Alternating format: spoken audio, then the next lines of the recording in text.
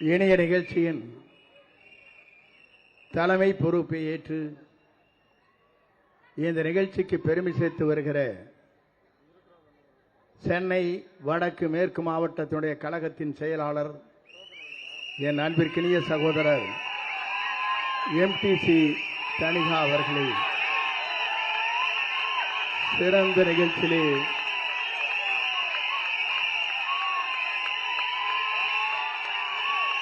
கலந்து கொண்டு ஆர்ப்பரிக்கிற கூட்டமாக இருந்தாலும் சரி, தேர்தல் களமாக இருந்தாலும் சரி, தேர்தலில் எப்படி பிரச்சார மேலாண்மையை பொதுச் செயலாக இருந்து ஆற்ற முடியும் என்ற ஆற்றல் படைத்த என்று மற்றவருக்கு சிம்ம சொப்பனமாக விளங்கிக் கொண்டிருக்கிற அன்பிற்கினிய சகோதரர் ஆதவ் அர்ஜுன் அவர்களே சிறந்த நிகழ்ச்சியிலே கலந்து கொண்டு எங்களுக்கெல்லாம் கழகத்தில் சிறந்த பணிகளை 30 ஆண்டு காலம் ஆட்சி இருக்கிற கழக பொதுச் செயலாளர் அன்பிற்கினிய அரிமன்னன் ஆனந்தன் அவர்களே சிறந்த நிகழ்ச்சியிலே எங்களுக்கு பிறகு சிறப்பான முறையிலே தன் கருத்துக்களை வழங்க இருக்கிற முன்னாள் சட்டப்பேரவை உறுப்பினர், தேர்தல் பிரச்சார குழுவினுடைய உறுப்பினர் அன்பிற்கினிய அருமை சகோதரர் பிரபாகரன் அவர்களே சிறந்த நிகழ்ச்சியிலே அவர் பேச்சை கேட்க வேண்டும் என்று ஆவலோடு அனைவருக்கும் கருத்துக்களை பரிமாறக்கூடிய கழக பரப்புரையாளர், என் நெஞ்சத்தில் நீங்கா இடத்தை பெற்றிருக்கிற அன்பிற்கினிய அருமையினன் நாஞ்சில் சம்பத் அவர்களே, கழகத்தின் துணை பொதுச் செயலாளர், ஆற்றல் மிக்க பேச்சாளர் அன்பிற்கினிய அருமை சகோதரர் ராஜ்மோகன் அவர்களே, சிறந்த நிகழ்ச்சியிலே கலந்து கொண்டிருக்கிற முனிவேல் அவர்களே, வினோத்குமார் அவர்களே, மைக்கேல் அவர்களே, ரமேஷ் அவர்களே, தினேஷ்குமார் அவர்களே, இந்த நல்ல நிகழ்ச்சியிலே கலந்து கொண்டு கருத்துக்களை வழங்கி இருக்கிற அன்பு சகோதரர் அசோக் அவர்களே, நம்முடைய கழகத்தின் தலைவர், எதிர்கால தமிழகத்தை ஆளப்போகிற தலைவர், அவர் நெஞ்சங்களில் நிறைந்து வாழ்ந்து கொண்டிருக்கிற கழகத்தின் அனைத்து நிர்வாகிகளே, அன்பிற்கினிய பெரியோர்களே, தாய்மார்களே, நண்பர்களே, உங்கள் அத்தனை பேருக்கும் என்னுடைய பணிவான வணக்கத்தை முதலில் நான் தெரிவித்துக் கொள்கிறேன். இந்த நிகழ்ச்சியை காணுகிற போது அன்பிற்கினிய அருமையனன் முன்னாள் சட்டப்பேரவை உறுப்பினர் அருமையண்ணன் புரசை பாபு அவர்கள் இந்த பகுதிக்கு பொறுப்பாளராக இங்கே நியமிக்கப்பட்டிருக்கிறார்கள் தேர்தல் களத்தில். அவரை பற்றி நான் சொல்ல தேவையில்லை. அவர் பொறுப்பாளர் என்று சொன்னாலே மற்றவர்களுக்கு சும்மா சொப்பனமாக விளங்கிக் கொண்டிருப்பவர் என்பதை நான் அறிவேன். என்னோடு பயணம் செய்து வரவர். ஆகவே அவரை பற்றி நான் கருத்துக்கள் சொல்வதை காட்டிலும் அன்பு சகோதரர் தணிகா அவர்களை பற்றி சொல்லுகிற போது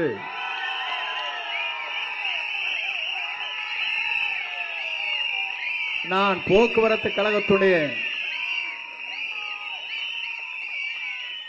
அமைச்சராக இருக்கிற போது தணிகா அவர்கள் என்டிசியிலே முதல் காலடி வைத்தார்கள்.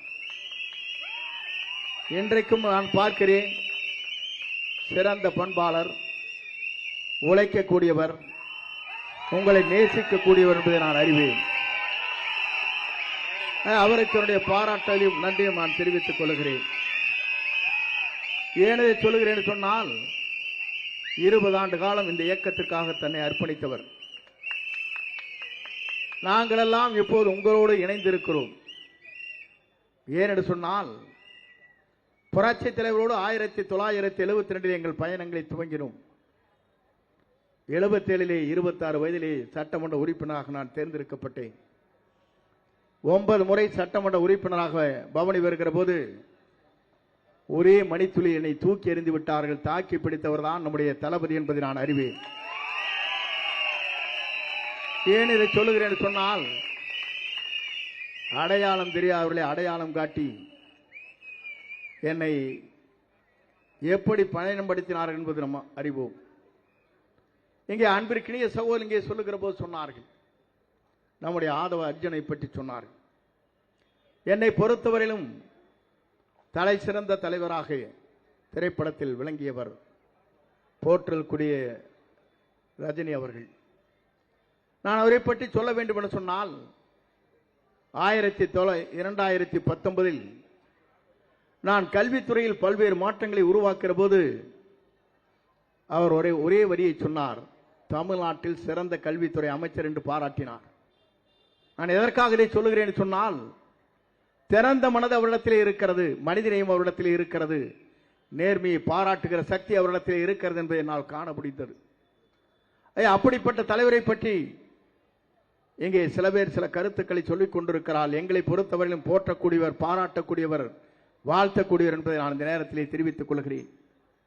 நான் அதற்கு மேலே ஒன்றை சொல்ல வேண்டும் என்று சொன்னால், எல்லோரும் இன்றைக்கு நினைக்கிறார்கள், நாளை தமிழகத்தை ஆளப்போகுவர் யார்? நாளை தமிழகத்திலே உங்களால் ஆளப்போகின்றவரா நம்முடைய தளபதி என்பதை நான் நாட்டு மக்கள் அனைவரும் உணர்ந்து கொண்டிருக்கிறார். நான் அதை சொல்வதற்கு காரணம், எல்லோரும் சொன்னார்கள், கூட்டணி இல்லையே, நீங்கள் என்ன செய்ய போகிறீர்கள் என்று கேட்டார்கள். 1972 இந்த இயக்கத்தை புரட்சி தலைவர் துவங்குகிறார். 77 தேர்தல் களத்திலே நிற்கிறார். பொது தேர்தலில் நிற்கின்ற போது எல்லோரும் சொன்னார்கள், திராவிட முன்னேற்ற கழகத்தை சார்ந்தவர்கள் மற்றவர்கள் சொன்னார்கள், இது திரைப்படத்தை போல 100 நாள் தான் ஓடும் என்றார். ஆனால் தமிழ்நாட்டின் வரலாற்றில் அவர் உயிருள்ளவரை அவரான் தமிழ்நாட்டுடைய நிரந்தர முதலமைச்சர் என்ற வரலாற்றை படைத்தார். அதற்கு பிறகு அம்மா மதித்தார் செய்தார். இன்றைக்கு சில பேர் சொல்லுகிறார்கள், நாளை தமிழகத்தை ஆளப்போவது நம்முடைய தளபதியை தவிர எவராலும் முடியாது என்ற வரலாற்றை நாம் படைப்போம். இருக்கிற நண்பர்கள் சொல்கிறார்கள், நான் கேட்கிறேன், இந்திய நாட்டின் வரலாற்றில், தமிழகத்தின் வரலாற்றில் நம்முடைய தலைவர் தலைமையாங்கி பொறுப்பேற்றதற்கு பிறகு அவர் இருக்கும் வரை தமிழ்நாட்டின் நிரந்தர முதலமைச்சர் வரலாற்றை படைக்கிற தலைவராக திகழ்வார். அதை யாராலும் மாற்றி காட்ட முடியாது. நான் எதற்காக சொல்லுவேன் சொன்னால், ஆண்டவர்கள் ஆண்டு கொண்டிருப்பவர்கள் ஒரு தூய்மையான ஆட்சியை தமிழகத்திலே தர வேண்டும் என்பதுதான் அவருடைய லட்சிய பயணமாக இருந்து கொண்டிருக்கிறது. இந்த லட்சிய பயணம் எப்படி நாட்டு மக்கள் என்று கேட்டுக் கொண்டிருக்கிறார் சொன்னால், இந்திய நாட்டின் வரலாற்றில், தமிழகத்தின் வரலாற்றில் ஒரு தூய்மையான ஆட்சி நடைபெற வேண்டும் என்பதுதான் நம்முடைய ஆசை. ஆனால் அதே நேரத்தில் நாம் எண்ணி பார்க்கிறோம், தலைவரை பார்க்கிறோம், அம்மாவை பார்க்கிறோம். நான் இன்றைக்கு தளபதியை காணுகிறேன். நான் இன்றைக்கு சொல்வதற்கு காரணம், எத்தனையோ தலைவரிடத்திலே நான் பழகி இருக்கிறேன். நான் கூட ஒன்றை சொல்ல விரும்புகிறேன், அவருடைய மனிதநேயம் எப்படி இருக்கிறது என்பதற்கு. நான் அம்மா படத்தை தான் வைத்துக் கொண்டிருக்கிறேன். நான் என்ன செய்வது என்று நினைத்து வேலூர் பொதுக்கூட்டத்திலே அவர் பேசுவதற்கு முன்னால் அம்மா படம், அவர் வணங்கி கொண்டிருக்கிற படம், தலைவர் படத்தை வைத்து நான் வேலூர் கூட்டத்திலே சென்ற போது அவர் அதை எண்ணிப்பாக கவனித்து விட்டார். அடுத்த நாள் என்னை அழைத்தார் தனியாக, சார் அம்மா படத்தை வச்சுக்கிற, அப்பதான் எனக்கு மகிழ்ச்சியா இருக்குனார். எந்த தலைவர் சொல்வார்? இது வரலாற்று அப்படிப்பட்ட தலைவர். நான் எதற்காக நேசிக்கிறேன் என்று சொன்னால், 50 ஆண்டு கால உழைப்பை ஒரே நொடிப்புள்ளில் தூக்கி எறிந்தவரும் இருக்கிறார்கள். ஆனால் அம்மா படத்தை நீங்கள் 25 ஆண்டு காலம் தாங்கி பிடித்துக் கொண்டிருக்கிறீர்கள். அப்படி இருக்கிற போது அதைத்தான் நான் பார்க்கிறேன், மகிழ்ச்சி அடைகிறேன் என்று சொன்னார். நான் எதற்காக இதை சொல்கிறேன் சொன்னால், உங்களுக்கு தெரியாத ஒன்றல்ல, தனிகா பல ஆண்டுகளாக என்னோடு பழகியவர். நான் இன்றைக்கு பார்க்கிறேன். ஏனென்று சொன்னால் அவருடைய உழைப்பவருக்கு உயர்வு கிடைத்திருக்கிறது. இங்க உழைத்துக் கொண்டிருக்கிற நீங்கள் அத்தனை பேரும் பொறுப்பிலே இருக்கிறீர்கள்.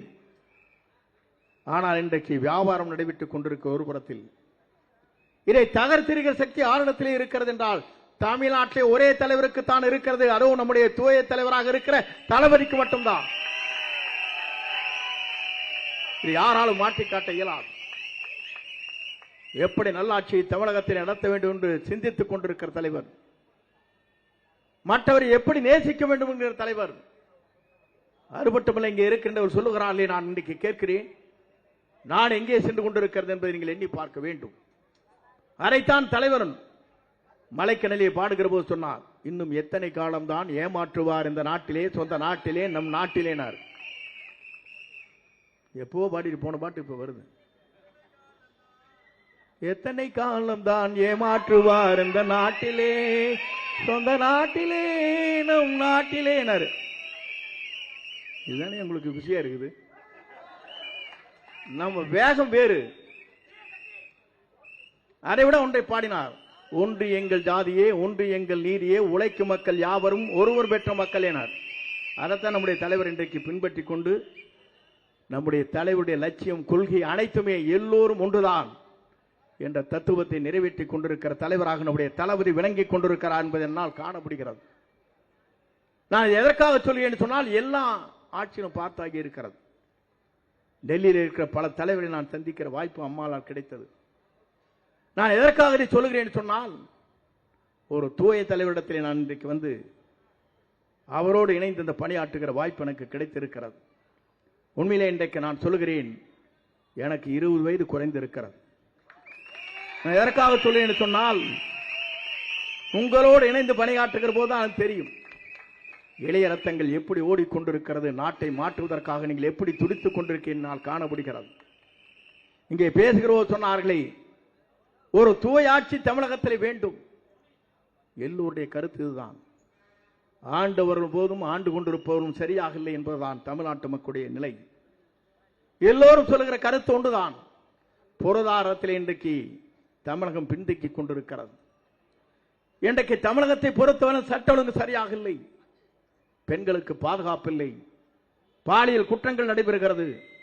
இங்கே குழந்தைகள் கூட நடமாட முடியாமல் தடுமாறி கொண்டிருக்கிற, பள்ளிக்கு செல்கிற குழந்தைகளுக்கு கூட போதைப் பொருட்கள் கிடைக்கிறது.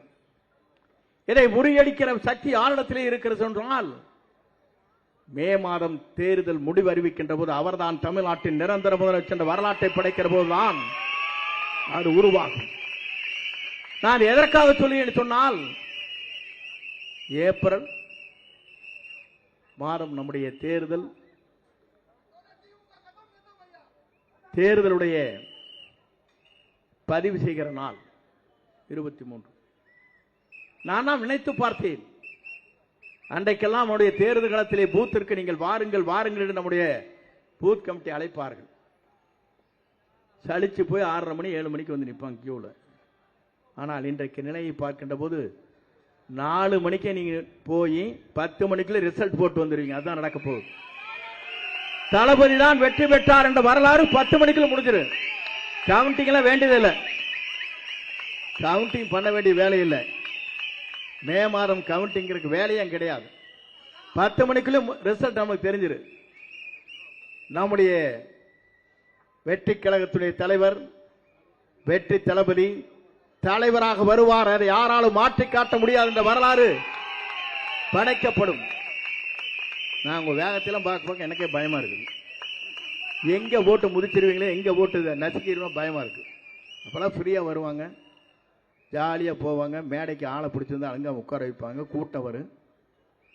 கூட்டத்தில் இருக்கிற எல்லாருமே கடைசியில் இறுதியா பேசுற போது ஒருத்தர் இருக்க மாட்டேன், சேர எண்ணி பார்த்துக்க வேண்டியதான்.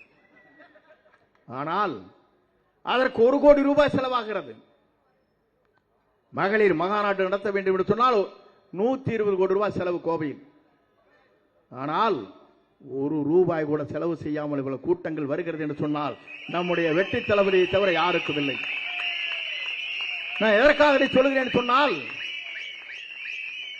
தமிழ்நாட்டில் பணம் கொடுக்காத வர ஒரே கூட்டம் நம்ம கூட்டம் தான்.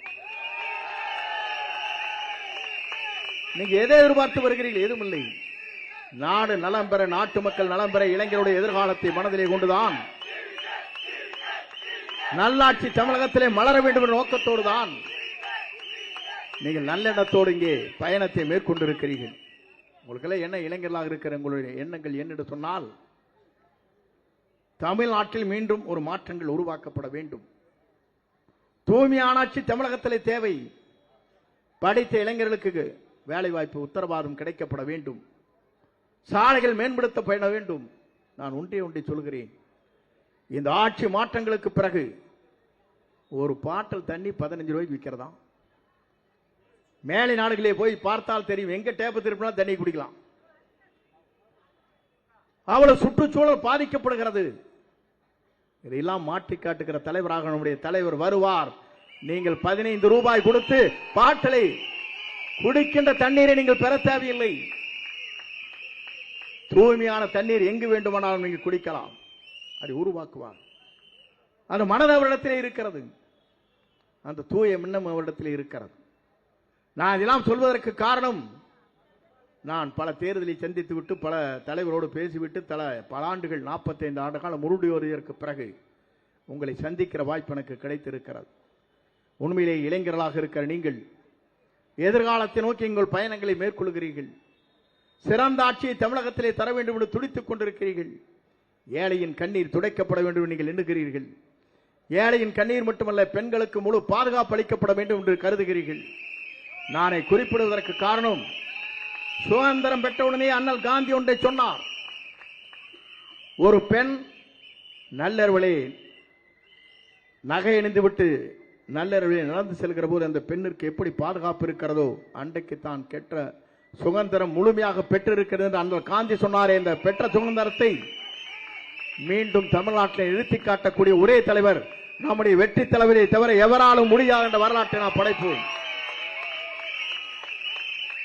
அவன் சொல்லிட்டார, பட்டன் வச்சிருப்போம், டச் பண்ணா போது 5 நிமிஷம் வந்துருவான்ட்டாங்க.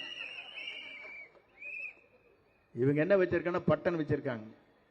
அவன் தூக்கிட்டு போய் 3 நாள் கழிச்சு விடுறான். எவ்வளவு எண்ணங்கள், தூய்மையான எண்ணங்கள் நீங்கள் நினைத்து பார்க்க வேண்டும். ஒவ்வொரு வாகனத்தையும் பட்டன் இருக்க, டச் பண்ண போதும் 5 நிமிடத்தில் அங்கே பாதுகாப்பு அளிப்பதற்கு தனிப்படை அமைக்கப்படுவது நேரடியாக என்னுடைய கண்காணிப்பில் இருக்கும். பெண்களுக்கு முழு பாதுகாப்பு அளிக்கப்படும் என்று சொன்ன ஒரே தலைவர் நம்முடைய தலைவர் என்பதை நீங்கள் மறந்துவிடக் கூடாது. நாம் எல்லாரும் சொல்றோம், தூய்மையான ஆட்சி தமிழகத்திலே கொண்டு வருவோம் என்று சொன்னால் எப்படி கொண்டு வருவீங்க, எப்படி கொண்டு வருவீங்க, ஆளுக்காள் பேசுறாங்க. நம்மை தாக்குவது யார் என்று சொன்னால் 23 கட்சிகள் நம்மை தாக்கி கொண்டிருக்கிறது நம் ஒருவரை பற்றி. என்ன காரணம்? மீண்டும் தமிழ்நாட்டில் இவர்தான் வருவார், அதை யாராலும் தடுக்க முடியாது என்ற நிலையை புரிந்து கொண்ட காரணத்தின் அடிப்படையிலே தான் நம்முடைய தளபதி ஆழ்வார். நான் இன்றைக்கு சொல்லுகிறேன், இந்த ஆண்டு 2026 நான் உங்களுக்கு ஒன்றை குறிப்பிட விரும்புகிறேன். தேசிய கொடியை ஏற்றி வைப்பவர் நம்முடைய தளபதி மட்டும் தானே தவிர யாரும் இல்லை என்பதை குறிப்பிட்டு காட்டி உங்களை வாழ்த்தி விடைபெறுகிறேன். நன்றி, வணக்கம்.